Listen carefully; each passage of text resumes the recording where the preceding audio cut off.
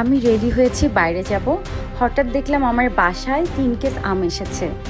আর এই আমগুলো 3 ধরনের আম এখানে। একটা হচ্ছে ল্যাংড়া, একটা হচ্ছে হিমসাগর, আর একটা হচ্ছে আম ফজলি। সো আম আমার প্রচুর পছন্দের একটা ফল।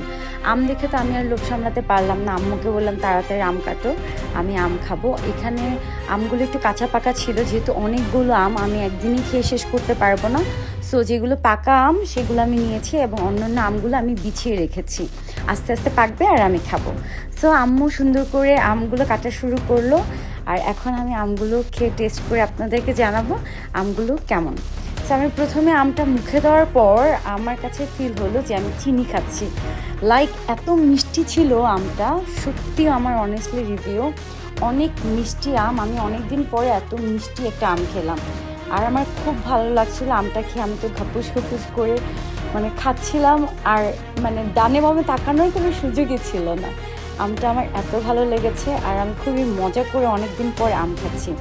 আর আমার এই ভিডিওটা করার একটাই কারণ, আমার যারা ফ্যান ফলোয়াররা আছে আমি তাদের জন্য আজকে অনেস্টলি একটা রিভিউ দিচ্ছি। আমটা খুবই মজা। যারা আম খেতে পছন্দ করেন তারা আমের হাট থেকে প্রিজারভেটিভ ছাড়া, একদম কেমিক্যাল ছাড়া আপনারা আম অর্ডার করতে পারেন।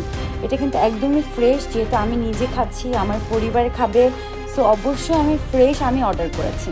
আর থ্যাংক ইউ সো মাচ আমের হাটকে, আমাকে এত মজার আম আপনারা পাঠিয়েছেন, আমি আসলে অনেক খুশি হয়েছি। এবং আমার যারা ফ্যান ফলোয়ার আছেন তারা আমার নাম নিয়ে অর্ডার করলে আলাদা একটা ডিসকাউন্টও পেয়ে যাবেন।